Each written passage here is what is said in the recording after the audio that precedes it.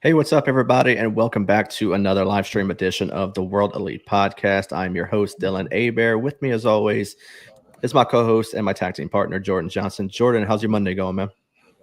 I'm doing great. Fun weekend watching SummerSlam. So let's get into it. Absolutely. And joining us, a familiar face from last weekend and our mid-year awards, we got Blaine Arceneaux. Blaine, how are we doing today, man? Dylan, I'm doing good, man. Just getting home from a long day at school. I just ready to get into this wrestling.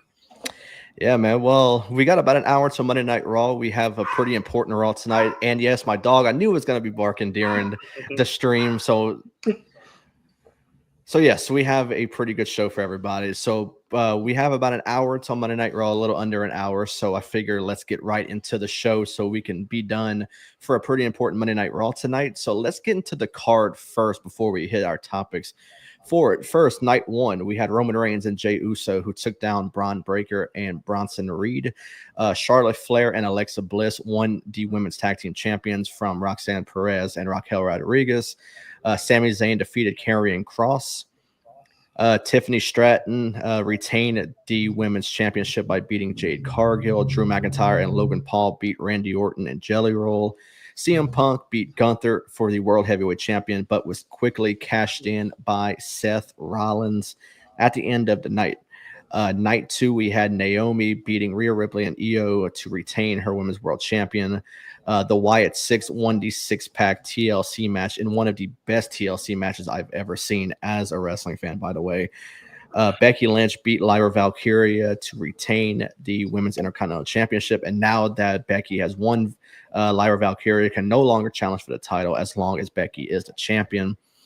Solo Sikoa defeated Jacob Fatu in a steel cage match for the U.S. champion with help from the MFT.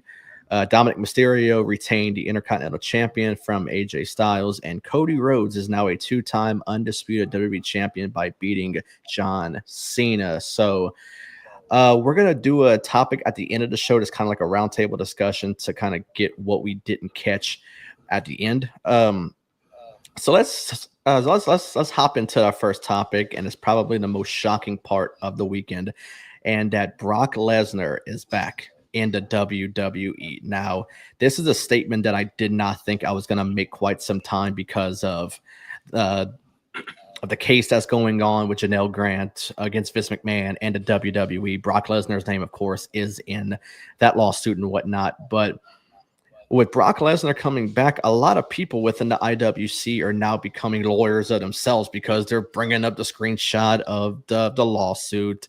They said, oh, well, Brock Lesnar's name is still mentioned.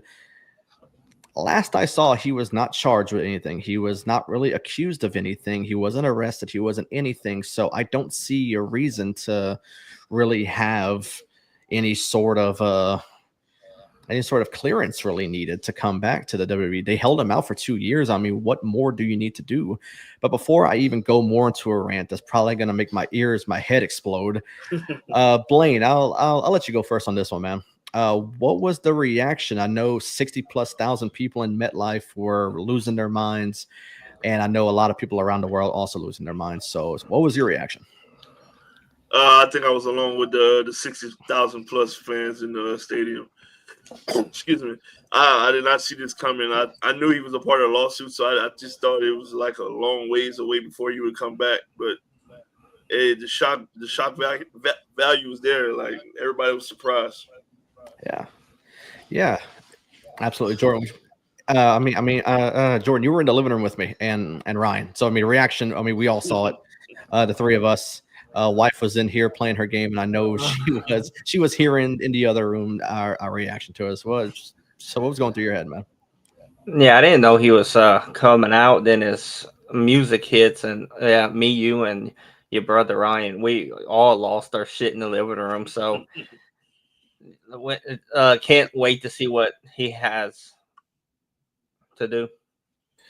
Yeah, same here. So yeah, like I said, the moment Brock Lesnar came back, a lot of people turned into those like I said, those quote unquote lawyers of themselves, bringing up the lawsuit and whatnot, saying, oh, why is he back over here? And saying this, saying that. A lot of journalists are even bringing up their own take on this whole return from Brock Lesnar. But what I want to know is that why can you get him away from the company for so long? But he was never charged of anything. He was never really accused of anything. She is suing WWE and Vince McMahon. She is not suing Brock Lesnar. So I'm not understanding where the problem's coming in at. And the IWC is having a full meltdown. They've been having a full meltdown from last night to right now. I get on Twitter. That's all I see. I see Brock Lesnar's name. I see what probably is like 15, 16-year-olds that are hiding behind another wrestler's picture on their Twitter, trying to say, oh, the justice for Janelle Grant, the hashtag that's going around, which I'm not saying that it's, not a bad thing that's going on. I mean, it is. I mean, I'm not going to say it's not, but I mean, it's honestly becoming too much. I mean, it's honestly becoming way too much what's going on right now.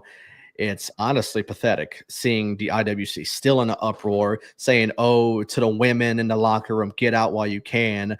They're canceling their Netflix subscription to not watch Raw. They're canceling Peacock, and they're sharing their screenshots of them doing so, knowing damn well they probably hit cancel the thing that they wanted to do, cancel their request to do it. So they're still probably paying for it as we speak. It's just they were Netflix ain't gonna miss the money anyway. No, they're a billion-dollar company. One view at all. They have someone I just saw before we went live saying they wanted to find a way to watch SmackDown without actually giving them a view. So people were giving them like Stream East and all those little illegal sites that you can watch, actually having cable television and whatnot. I think it's too much. I think it's way too much. What's going on? I mean, at the end of the day, WWE is a global brand. They are a major brand. If this thing was too extreme, they held the man out for 2 years. So if this was actually a major thing still going on, Brock Lesnar is going to be charged with this, charged with that. They're not going to bring him back. They have let go of people for the same exact thing, for accusations against them. They have had many people get released for this. So it's not just because, oh, his name is in the lawsuit. Yes, his name's in it, but he's not been charged with anything. It's not been anything at all. So, I mean, I'm happy to see him back. I hope he's on Raw tonight. Or I don't know if he goes to SmackDown. I mean, Brock Lesnar's too big for SmackDown for me. I mean, that's why they brought Roman Reigns to Raw, to have him on Netflix. So I'm pretty sure Netflix, as a part of that deal, they want Lesnar as well. So, yeah, I'm looking forward to it. And John Cena even asked for Brock Lesnar to be there. Yeah. Now I know why they turned him face and not Cody Hill yet. Yeah, that was very questionable. That was a very questionable thing. But like I said, it was questionable at the time because I'm saying, okay, they're turning him on SmackDown. Both of them are going into that match as a face. But now I understand it. So John Cena, I mean, he wants his list of people. So if you're going to get mad at Triple H, you're going to get mad at Nick Khan, TKO, whatever, then you got to get mad at John Cena as well. Yeah. So John Cena is just as guilty as he is as guys like Triple H and a TKO, Nick Khan, everybody. But I'm really happy to see him back. And so before we move on, y'all got anything else I want to offer on this? I know, like I said, the IWC is in an uproar right now, and I don't think it's going to end anytime soon. No, but what are the chances he asked for Batista one more time as well in this retirement tour? I mean, I wouldn't put it past him. I mean, there's guys he has worked with that, I mean, I'm pretty sure he would want to work with his last time. And they all came in together as well. All right. Because, I mean, I'm pretty sure he's going to work with Roman one more time. Yeah. I mean, I would love to see him work with AJ again. I mean, him and AJ had a great feud. Yeah. And I know the rumors going around that his last feud is going to be Gunther, which I pray that's not his last feud. I mean, he's never had a really interaction with Gunther. So what would they do with that? So I would like to see Lesnar. I like to see AJ, Roman, guys he's actually had recent feuds with whenever he was still kind of that full-time wrestler. I'm not sure. I'll get the Gunther angle as well. Yeah, I mean, the Gunther thing wouldn't be bad, but I don't want it to be his last one. I mean, John Cena only has a certain amount of dates left, so I really don't want it to be the one he ends it with. I mean, if he's going to end with somebody, I would like it to be either AJ or Roman. Because, I mean, those two right there, they gave him good feuds recently. We already seen him with Orton. it sucks that John Cena was a heel at the time whenever him and Orton had to feud. I kind of wish it was like the other way around. Yeah. But yeah, but so moving on, let's get to the end of night one. I was gonna start off with this if last night didn't happen, but I also mentioned in the end of the match card that Seth Rollins, he swerved all of us, but he didn't swerve Justin though from last week. Justin was the only one last week that was the one to correctly predict it. I was this close to agreeing with him. All of a sudden, I said no. I said everyone else is swinging me. I said no. I said the injury is real. CM Punk's gonna win, and we're gonna get a little bit of run for CM Punk as champion. Boy, were we wrong. And Justin really surprised us all with it. But Jordan, I'll let you go first on this one, man. What was your thought on everything? End of night one, CM Punk wins the title. The theme song Seth Rollins hits, comes out on his crutches, turns around, and then that's when he throws him down, takes the knee brace off, and obviously the cash in. So, I mean, what was the reaction for you, man? Yeah, at first I thought he was hurt, like really hurt. But when Punk won the match, I was like, all right, he might have a little run. But then Seth's music hit, so I'm like, oh, maybe he might just be coming out, just come out. But then he turned around. I thought he was walking in the back, and then he dropped it and ran and cashed it in, and then that was wild. It was for sure. Blaine, what about you, man? Yeah, man. I didn't think he was. I don't even think he was gonna be. Well, I figured he was gonna be backstage the whole show, but I didn't think he was gonna come on camera. And like you said earlier, Justin called it to a T. Everything he said happened. I don't know where he get his information from, but I got to get with him. Yeah, for sure. I mean, he had the info. We didn't. I mean, that was a crazy prediction, man, and he nailed it to a T. But yeah, man, I was in the same boat as all of you. I mean, I was shocked. I mean, I was very surprised that they even pulled the trigger on this. But I mean, I think CM Punk's going to have his run at some point. It's just, man, he is constantly getting screwed over. Just time and time again, he's getting screwed. He's losing his main events.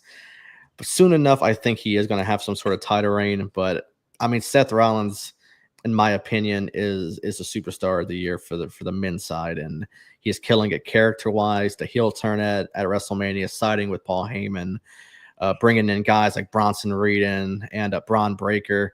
I mean, this is a stable that is really fun to watch. But it sucks that it looks like Braun Breaker suffered a little bit of an injury at the end of their match. Justin, by the way, commented on it. Like I said, I'm just got to see something different with the Money in the Bank hold. Yeah, same here. And I mean, we saw the heist of the century at WrestleMania 31, and I mean, he just did the same thing. He didn't cash in in the middle of the match. I mean, but CM Punk to be, crying his eyes out with the title, finally accomplishing it, and then out of nowhere, Seth Rollins comes out. I mean, it was crazy, man. It was so crazy to see that. But I mean, if anyone was to do it, I'm glad it's Seth Rollins. I absolutely love the character. Even as a heel, I mean, he has the crowd behind him 100%. And yeah, I think he's going to have a really good reign with it. I don't see him losing it anytime soon. I mean, I think he goes into all these PLEs this year as a champion. I can even see him holding it till Mania. I mean, that's how crazy I can see the Boat World Championships going, holding it till Mania for both of them. But yeah, I mean, credit to Justin once again, one more time before we move on. Really, really cool to see him to predict something like that and all that. But getting to the end of night two before Brock Lesnar shocked all of us, Cody Rhodes became a two-time undisputed champion, defeating John Cena. This is kind of more of to talk about the match and what we thought was going to happen during this match, after the match, a heel turn, certain interferences we thought we were going to get. We talked about The Rock. We talked about, even Travis Scott we even brought up because Cena brought his name up whenever he was in the midst of turning face again. So I'll kind of go first on this one. I thought interference was going to happen. I thought this was going to be a similar type to Mania. Not this Mania, but I thought we were going to get some sort of bloodline rules type thing for Mania. I mean, making it a street fight. I thought that this is what we were going to get. And I was surprised. I was surprised we didn't get anything, but I was also happy we didn't get anything. I'm really happy we didn't get any interferences. I said, if this match is going to end, it's got to end with one of them either turning heel, Cena, swerving all of us, with the promo on SmackDown, turning face again, and then coming out to his regular Titantron, the same giddy self that he was, and just swerving all of us and saying, no, like, I'm actually a heel. The Rock comes out, he sides back with Rock, and, we get the same heel Cena, or what I thought was going to happen was Rock was going to come out and we get what I thought was going to happen at the end of Elimination Chamber. And that was, the heel turn for Cody and him shake hands with The Rock and selling his soul and going heel. And we didn't get any of it. And I'm actually very happy that we didn't get that. It was a great match. I forgot how long it went. It actually went 37 minutes and 45 seconds. It seemed like it was an hour. It was a long match. It was a really long match, and they are saying that in their recent memory, that is that John Cena's longest match, and I can see it. I mean, 37 minutes for John Cena, of all people, to go that long and to put on a really good performance and in really good spots. Yeah, I mean, I was never that big of a Cena guy, but I got to give the credit where it's due. I mean, he put on a great match, but I think the right winner happened. I think if you're going to retire Cena at some point, I don't think he needs to retire with the champion or to lose his match for his last match for the champion. I think it had to happen here, but I do think the heel turn happens at some point. It just wasn't last night, and I'm actually not mad that it wasn't last night either, because it was almost like a passing of the torch moment, which was a cool moment between Cena and Cody before we got the whole chaos with Lesnar. But for one, I enjoyed it. It was a really good match. I was having theory after theory of what was going to happen, what wasn't going to happen. And the two things that I thought was going to happen, I'm glad it didn't, because it ended very good, actually. But Blaine, what was your whole take on this match, man? This was really fun to watch. And like I said, passing of the torch type moment at the end. And also, did the right person win? For me, the match started off a little slow. But I guess it was just pacing itself because eventually it was gonna be a long match. But as the match got on, I'm like, man, I hope nobody comes out, because, like you said, it was a great match. Like, he even hit a code red on the floor. Mm-hmm. So I'm like, wow, he pulled out all stops. I'm like, I hope it's a clean finish no matter who wins. But I actually thought Cena was gonna come back and win, but. But I guess they thought something else. But eventually, now we know why he lost, because of the Lesnar thing. Yeah, I mean, I'm pretty sure we get him at the next PLE, which I think is a Clash in Paris. I think is their next show. So I mean, yeah, I mean Paris. I mean, the French crowd is always fun. So I think seeing him and Lesnar going at it, I think that's gonna be very fun. I think the whole show is shaping up to be something pretty cool. I mean, I know we're getting Naomi and Stephanie Valkyrie over there as well, so that's going to be very good. The whole show with the crowd, I think, is going to be fantastic. But Jordan, what was your take on the match, man? I know we sat there for a while thinking at any point someone's coming out, Rock's coming out, Travis Scott's coming out, some nonsense is about to happen, and kind of ruined this really good match that we're having right now. So. Did you expect anything to happen? I mean, or did you want that clean finish that pretty much everybody wanted at some point? Yeah, I wanted the clean finish. I'm glad nobody came out, and I think Cody was the right winner for this. But great match. Yeah, I mean, it was a really good match, and like I said, it was the right finish. It was the right winner, and I enjoyed it. I enjoyed it. Kind of like Blaine said, it was kind of it was a little bit of a slow start, but it got really good. The spot where they came up, the thing that Cody came up on during the insurance with Cena holding him, the shot of that was really cool. Going into the crowd was really good. I mean, I think they gave us the whole aspect of kind of what a street fight is, and I was expecting people to come out. I was expecting it. I said they're going to ruin this match for us, but I'm glad that WWE didn't pull the trigger on that. And yeah, they ended it clean, and they gave us a really cool moment with them too at the end. Like I said, and I keep saying before, the chaos ensued with Lesnar and whatnot.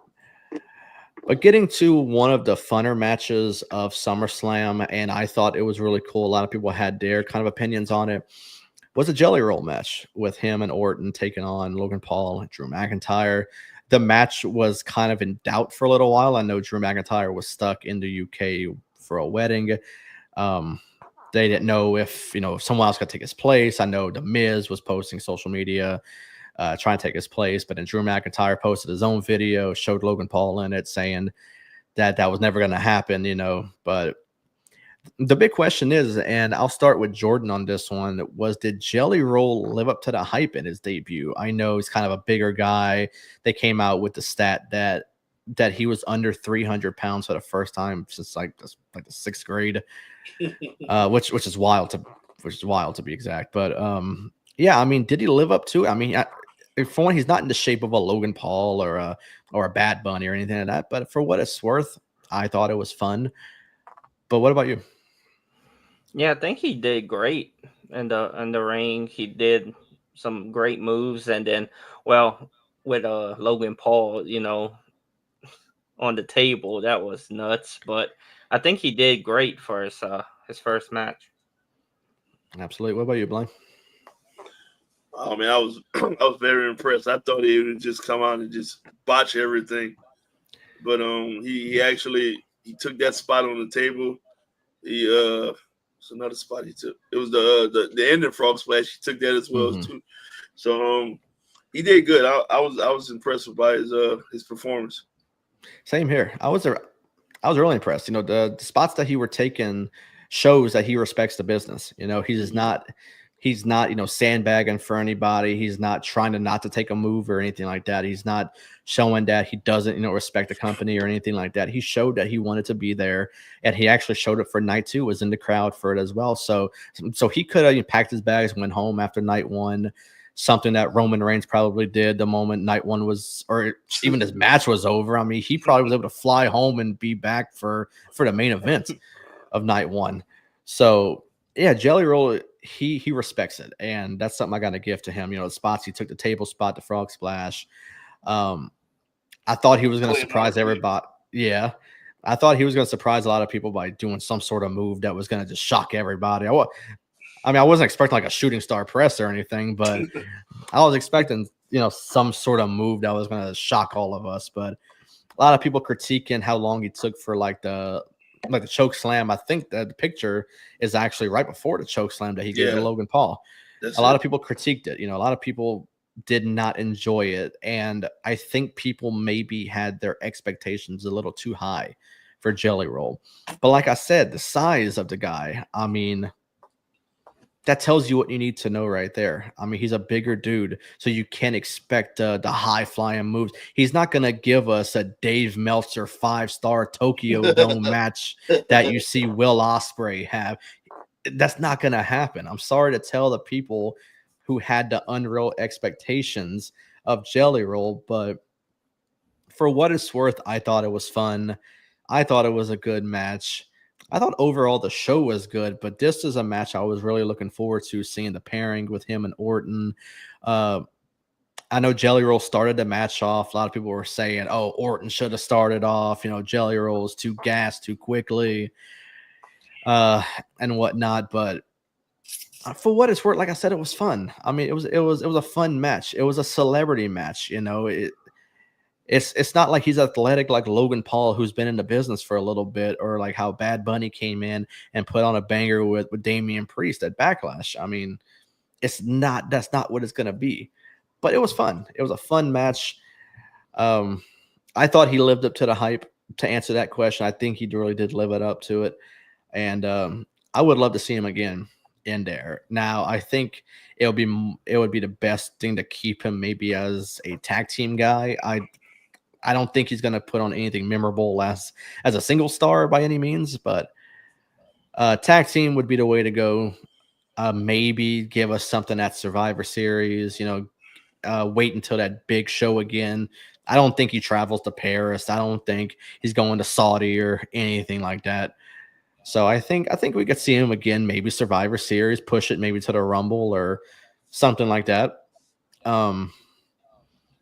But I know a lot of people were pissed that, guys like him took spots away from like LA Knight, Carmelo Hayes, and stuff like that. But I mean, they made room for people on the card and whatnot. Getting to our next person, they're also mad that this person took a spot on the card, and that is Karrion Kross. Now the big question is, has Karrion Kross wrestled his final match in the WWE? Blaine, I'll let you start off with this one, man. I actually think it is. I don't think him coming back was up to his standards or how he envisioned things going. I think Triple H wanted him back, but he just probably couldn't find nothing for him to do. Mm-hmm. Like that AOP thing, it ran its course, and he just couldn't recover from that. I think he just will go to AEW and he would thrive over there. How about you, Jordan? Yeah, I think he's probably done and maybe going somewhere else, AEW or wherever. Yeah, I mean, the only places I see as anywhere to even get an offer to Karrion Kross is like AEW or TNA. And TNA still has those ties with WWE, so you're seeing former guys from WWE showing up in like NXT and stuff like that. I do think that this is it for him as well, and it sucks to say because just character-wise, this guy has been fantastic. I just don't think he has had the love shown to him by the upper management in WWE. You've seen the "We Want Kross" movement that has been happening for quite a while. The reaction when his theme song hits and whatnot. But I think what kind of did it for me, it wasn't the losing part that said, okay, this is it for him, he's leaving. I think it was at the end of night 2 last night. Triple H was doing his normal post-show thing with the panel, and the crowd behind him was chanting, "We Want Kross." They did the same thing at the end of night 1, and he kind of deflected it, and he said, well, you got him. He said, y'all got Brock. He said Brock instead of Kross. There's no way you think Kross sounds like Brock in some sort of chant. So that tells me right there that he's not serious about bringing back Karrion Kross, and I think, unfortunately, this is it for him in WWE. If it was me booking, it was me, giving out the contracts and whatnot, I would extend Karrion Kross and I would put more people around him. I think the AOP thing was a failure for him, but like I said on last week's show, they are free agents right now. The Righteous, Vincent and Dutch, they have had interactions on social media. If you're going to give Karrion Kross one more chance to actually show that he can do something in WWE, I would put them around Karrion Kross. I would love to see a faction between guys like them two's, Karrion Kross and Scarlett, be around Vincent and Dutch. They have sort of the same kind of demeanor of being like the character-wise, so why not try it and see where it goes? If that doesn't work, then I say, okay, well, that's it then. There's no way that you have faith in him. You don't have faith in him as a single star F1 despite the crowd reaction or the pops that he gets when his music hits. It doesn't matter where you put him at, on main event, on the main shows, PLEs, he gets a crowd reaction every single time. And for some reason, they still don't see it in him. I'm hoping they swerve all of us. They promoted his book on the pre-show in night 1, so that kind of gives me a little bit of a hope that he's staying. But everything else tells me he's not. And if he does sign somewhere else, which obviously he would sign somewhere else after he's gone from the company, I hope they treat him better. And if that is AEW, which I pray it's not AEW, I feel like he'll show up there. He's not doing the flips that Ospreay, that Swerve, and the other guys do over there. So I feel like he's not going to get treated with the respect, because Tony Khan expects the guys to be like the Young Bucks that do flips, like Will Ospreay, like Swerve Strickland. The only one that doesn't really do the flips is fucking John Moxley, held the title forever. So I guess that was his only acceptance of guys that can't do flips over there. So that makes me think that Karrion Kross would thrive in like somewhere like TNA. I'd love to see him in TNA. So if he does leave WWE, I would expect him maybe TNA over AEW. Everyone expected Cedric Alexander to go meet Bobby Lashley and them in AEW. Shows up in TNA. So if he does leave WWE, I would like to see him in TNA over AEW. I think he would do way better and work with guys that can really thrive with Karrion Kross. So we'll see. I'm hoping that this topic's all for nothing. He signs back in. And this is something I can look back on and say, okay, well, we talked about this for a reason. It didn't happen. Let's move on. But I don't know. I guess it's a wait and see for him. So let's get to our final topic, which is sort of a roundtable discussion for anything that we didn't talk about for SummerSlam. Between night 1, night 2, if you want to give anything you want to talk about, now's your chance to do it. I'll start with Jordan on this one. Jordan, anything you want to bring up? And I know I'm putting you on the spot right now, Jordan. You're looking down, trying to find something to talk about. Jordan, I'll start with you on this one, man. Of night 1, night 2, you can combine them. Anything you want to bring up, man, go right ahead. The floor is yours. I'm looking at the card. Okay. Charlotte Flair and Alexa Bliss winning the titles. Yeah, that was it's an unexpected pairing, but the pairing is getting better every single time. And we talked about it last week, and everyone kind of gave their same sort of opinion on it. That if the Judgment Day lose the titles, Liv Morgan comes back. This is her way of kind of throwing it at Roxanne Perez, saying, "Oh, well, you couldn't do it while I was gone." So now that kind of is like her way of throwing her out of Judgment Day. Getting Roxanne versus Liv at some points, and could be even the end of the Judgment Day at some point. I've been wanting the end of that group for the longest time. They're bringing in outsiders. Kind of reminds me of the NWO. They bring in all kind of people, and for some reason, it just fits for everyone they bring in. For some reason, I mean, Roxanne fits very well, I think, but Finn Balor always stirring the pot and whatnot with them. Blaine, what you got to offer on the tag team match with Charlotte and Alexa Bliss winning the titles? Kind of went how I figured it would have went. The only thing that I was shocked is the ending. How I thought she was really going to big boot Alexa Bliss, and then I was really waiting for that. I was waiting for that. I said, man, she's looking weird.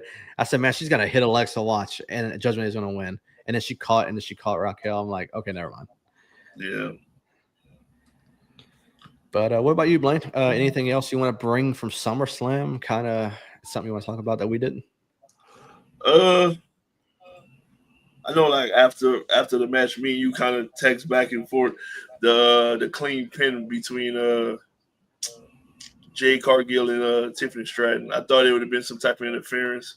I thought Jade was going to actually come out victorious, but they went with Tiffany with a clean win.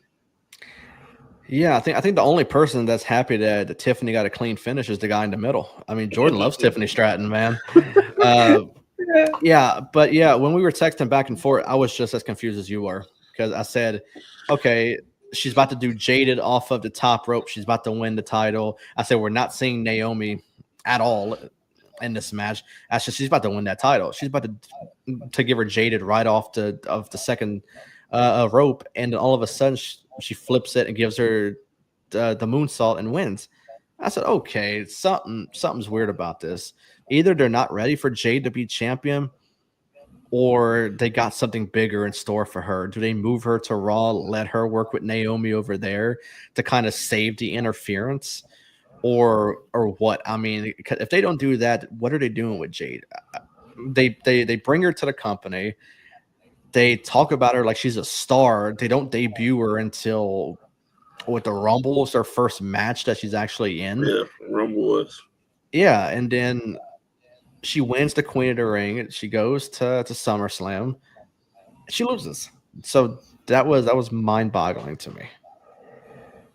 For sure. Jordan, what was your take while you were fangirling over Tiffany Stratton? Any take on Jade losing clean? I mean, we thought Naomi was coming out. Yeah, I thought Naomi was gonna come out and something was gonna happen, but yeah, I mean, on last week's show, I was kind of like a tit for tat thing. I said Naomi's coming out screwing Jade. Jade's gonna come out night 2, screw her. That's why I picked Rhea. But whenever when Naomi didn't come out, I said, man, my Rhea pick is looking pretty bad. I said it's not. I said not looking good at all. But yeah, I mean, for one, they have to have a bigger plan for Jade if they're going to have her lose clean of all things to Tiffany Stratton. Tiffany's reign has not been great at all. No. At all. I mean, so I don't know what they're doing as far as Jade goes, but I think a draft is needed. And I think Jade needs to be a subject to go to Raw. And she's got to work with Naomi, I think. Because there's no way you squash that beef just because she cashed in on the other title and it went to Raw. There's no way you squash that beef the moment she moves brands. Not a chance. I'll give her a storyline with Bianca. It's got to happen at some point. Yeah. It's got to happen at some point. I think either Bianca's got to choose a side or triple threat, something like that. With all three of them, they were a big team at one point, and the turn happened, and we haven't really seen nothing as far as anything. There's no build towards anything right now with them. What I want to bring up is the TLC match, and I talked about it for a second. I said it was one of the best TLC matches I've seen in a long time, probably ever. I think one of the best matches as far as TLC, obviously, is still going to be the triple threat with the Dudleys, the Hardys, Edge, and Christian from Mania. I think that was easily the best I've ever seen. This one is a close second. What's going on, Tim? Appreciate you for tuning in, man. Yes, fun weekend for sure. For sure. Tim, what was your take on Lesnar, man? Are you agreeing with the IWC and losing your mind right now, or do you like that he's back? But anyways, yes, the TLC match was fun. I mean, fun spots. I mean, the table spots at almost every corner, the Spanish fly off to the top turnbuckle that we thought was going to land on Tommaso Ciampa, but he moved, and it was still a great spot. Candice LeRae going through the ladder of all things. I mean, she took that spot like a champ. She almost took it how AJ Francis took it at the last TNA pay-per-view, going like leg first into the ladder. That seemed really dangerous, but seems to be okay.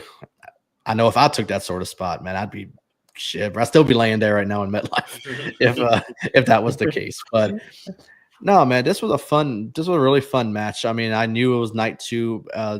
All the teams in it. I said, man, these guys are going to kill it. I love that they advertised the match with the Dudleys and the Hardys for the next TNA pay-per-view, their last match together. Anything y'all want to offer on the TLC match? That was really fun. Man, to be honest with you, I haven't watched it yet. I kind of dozed off. I dozed off right before night 2. And I fell asleep. I was sleeping during that match, and I woke up. I think it was Becky after that, Becky and Lara. Yeah. I was up for that one, but no, I'm gonna go back and watch it. But I seen the highlights. It looked like it was the best match of the weekend for sure. Yeah, I mean, just adding all those teams in there. I mean, yeah, it was going to be one of the best of the weekend. We said on last week's show. I mean, when we were predicting, and I think everyone agreed that this was going to be one of the best of the show by far, and they lived up. The spots in the match. I'm not trying to spoil it too much, even from the highlights you've seen, but yeah, I mean, you got to go back and watch it. It was really, really good, man. The spots during this match were insane. It was 16 minutes it shows, and 16 minutes of greatness. I mean, this was really good. Jordan, what about you, man? I mean, crazy match. Yeah, I think that was the best match of the weekend. It was wild.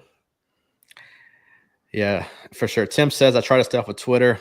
I try, but the finger just hovers over the button, and I just hit it, and I regret it every time. He says, wrestlers historically haven't been good people. Brock versus Gunther versus Braun, Oba, Jacob, sign me up.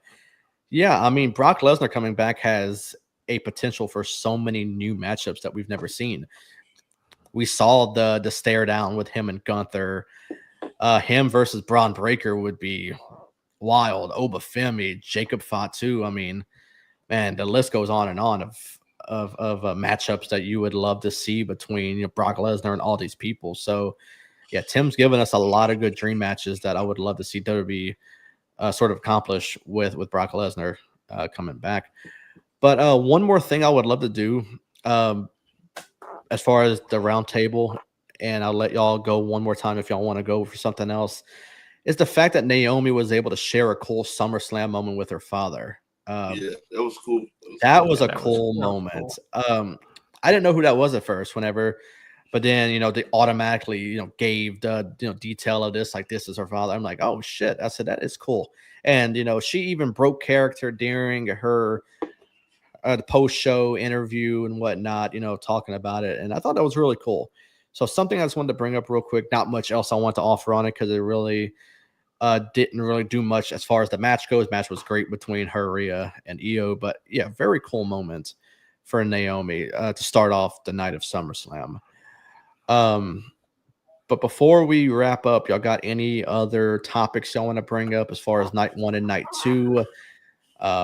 Anything at this point that y'all want to bring up that we haven't talked about for this? Jordan, I know you pretty much dug for the one that you brought up for the tag team match. So I know you're probably empty as far as topics go. But Blaine, you got anything else, man? Yeah, I go out on a limb and say night 2 was way better than night 1. Like me and you text again later that night, and the Seth Rollins catch and saved the whole night 1. Yeah, it was the match. The Gunther Punk match was good, but the rest of the match was just like it could have been like on Raw or something. It had that extra oomph in it, like the night 2. Yeah, because looking at the times of each match for night 1, you started off with a strong start with the tag team match, 21 minutes. I mean, if you add in the entrances, you're putting on an extra 10 minutes because Jade just started off at the middle level to come down, and he took forever. Then Roman took forever. Shit, I had time to go across the street to my mom's house, and they were still doing entrances during it. So that told me right there. I said, Jay's gonna be gassed by the time he gets down there. He's already gassed on Raw before SummerSlam. During the promo he was getting, I'm like, does he know he can breathe during the promo? He is gassed. But then they start going a little more of a decline with the times. The tag match with the women were 13 minutes. Sammy and Karrion only got 8 minutes. Tiffany and Jade only got 7, but then they got a little bit better with Drew and Logan Paul with Orton Jelly Roll with 17. The CM Punk match, I got to say, was 30 minutes. So a 6-year-old CM Punk went 30 minutes with Gunther. That was impressive. But yeah, night 2, I think if you take away the cage match, I think night 2 was by far the more superior night. The cage match was awful, and I had so much more expectation for the cage match. I knew the MFT was going to get involved. I knew Tala Tonga, Tongalo and them, and even JC Mateo were going to get involved. But I thought more people other than Jimmy Uso was going to get involved. I thought they should have brought in somebody else too. I thought at least maybe Tama Tonga, coming back from injury, maybe switching sides, going with Jacob Fatu. And I was even saying and seeing on social media at an independent show they did over the weekend, Zilla Fatu, Umaga's son, he lost his title of all people to Bully Ray of all people, which is odd, and with help of Ricochet. So that just means he just lost his title to Bully Ray for no reason because he did not show up at SummerSlam. I thought he lost his title. He's showing up at SummerSlam to go help out show up Jacob. To SmackDown. Maybe so. I thought it would kind of boost the match a little bit by having him show up, maybe a little more of a cheap pop. But it ended very, very slow. It was a slow finish. It was a weird finish, just kicking the door at Jacob, solo slide out. I hate that you can win that way by coming out the door. I missed a time where you can climb over, and that's how you win. That's one part I miss about a cage match. It's now you can get a pinfall. Now you can walk out the door. I hate that shit, man. I hate that a lot. So, yeah, I sort of wish they'd go back to the old days of the cage matches where you just win by going over, or the cage door randomly just fall apart and you fall on the ground, kind of like how they did with Reigns and Lesnar that one time where Roman speared him and the cage wall just fell down. But yeah, the cage match was probably the worst match of the weekend for me. I mean, people can argue that maybe Tiffany and Jaden put on a good match. They weren't really given much time to have a good match, only 7 minutes. But I mean, for what it's worth, I thought it was pretty okay. But yeah, the cage match, I think by far was pretty rough. And I think one last thing, Kerry and Sammy was pretty rough for me.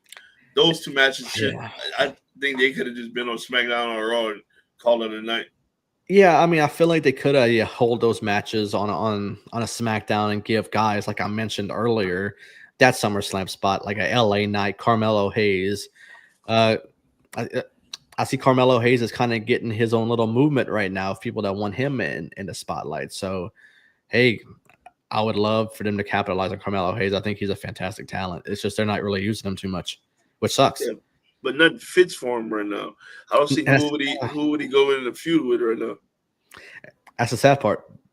People want him. They're starting the movement, the hashtag on social media, but there's nothing really that that you see that's fitting him right now. And also, one last thing before we wrap up, please never go back to MetLife. Other than the Lesnar pop, it was awful. The crowd was awful. I said this about WrestleMania this year. The crowd was awful. There's no need to go back to MetLife. Just because it's a pretty big stadium doesn't mean you're going to have a great crowd. Fucking AJ Styles had the Eddie Guerrero tribute, and the crowd was crickets during the whole thing.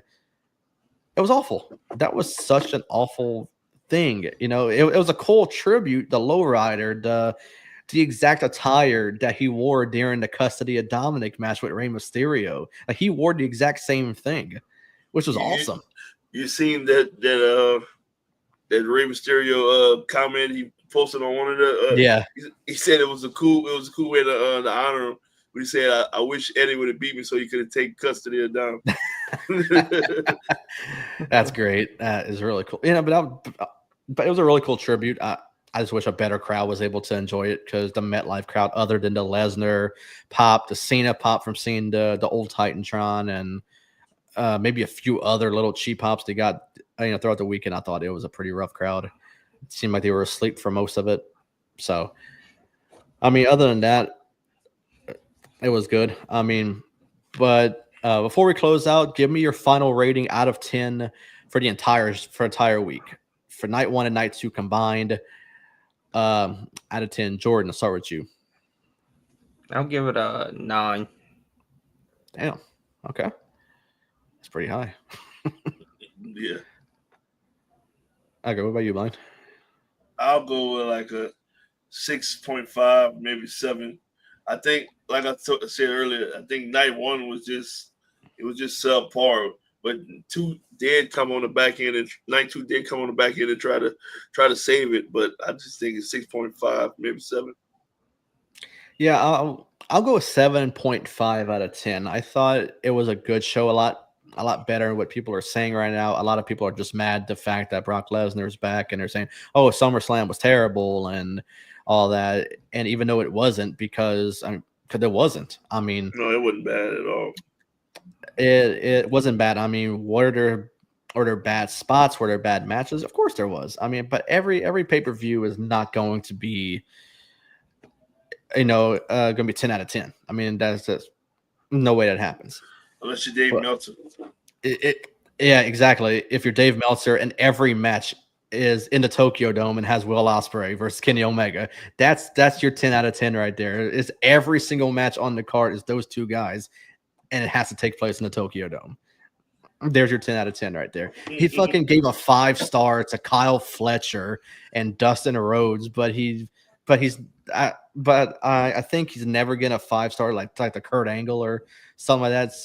It's sort of a stat that I read a few days ago. Kyle Fletcher and Dustin Rhodes on an episode of Collision got 5 stars, but Kurt Angle I don't think has ever received a 5-star match from Dave Meltzer. And the fact that we have to listen to one guy to tell you how good a match is tells you a lot right there. But I still think he's on AEW's payroll. I mean, he fucking loves AEW. This is the way all he talks about is AEW. Yeah, WWE fired him. Now he don't want to be. He don't want nothing to do with him. No, not at all. Yeah, but 7.5 out of 10, I think is a good rating. I think Jordan went a little kind of high with his rating, but I mean, for what it's, I mean, everyone has their own opinion. I mean, so yeah, it was a good show, for both nights, but that will do it for this live stream edition of the World Elite Podcast. Jordan, where can we find you on social media, man? You can find me on Twitter at Jordan_J2000. Absolutely. Blaine, what about you and your baseball show? You can find me on Twitter at B_Arceneaux_. And you can find me on Facebook and YouTube. I'm sorry, on 3-2 Count Baseball Podcast. Trying to get, like I tell you every week, we try to get these high school baseball coaches in Louisiana, the exposure and stuff like that. Trying to get their kids' names out there. Just shining light on the programs around the state of Louisiana. Absolutely, yeah. So go and check that out, everybody. And for our social media, first you can find me on Twitter at DylanAber_. The podcast is at World Elite Pod. We're also on Instagram at World Elite Pod, Facebook. Subscribe to the YouTube channel. Go like our Facebook. Follow us on Twitter, Instagram. The audio versions can be found on all major audio platforms, for Apple, Spotify, Google, pretty much everywhere you listen to a podcast. We are there. We do have merchandise, and yes, for the first time, I have updated our merchandise with the brand new logo that Nick made us. It is there. It is live. It is in our description right now on YouTube and Facebook. Go click that link. Go buy it. Yeah, absolutely. Yeah, we got shirts. We got all kind of stuff. I think the prices they give on that site are a little ridiculous, but unfortunately, I can't change it. So, the shirts are pretty reasonably priced. Like, everything else is a little pretty. Is kind of rough, but we only have one shirt out right now with the new logo. I do plan on putting more stuff out at some point, but it took me a while to put the new logo on there, so it's no telling how long it takes me to do anything new on there. But we do have many sponsorships and affiliates, way too many to name, but it's all in the link, or it's all in the description of the video, as well as far as the commissions we'll get, the links you got to click on, the codes you got to enter. Everything is in the description. Go and check that out. We will be back next Monday, same time, 6 o'clock Central. We'll have Blaine with us once again next week. But unless something changes with his schedule, he'll let me know throughout the week, and we'll make the adjustments we need to. But for now, same time, same place, same crew. We'll cover some topics from the week of wrestling. But that'll do it. Hope everyone enjoys Monday Night Raw, even though the people that said they're canceling their Netflix, I know you'll still be watching. We're not believing you. You're still gonna be watching. NXT, Dynamite, TNA, SmackDown, Collision, everything this week. Go out and enjoy it, and we'll see y'all next week. So y'all have a great day.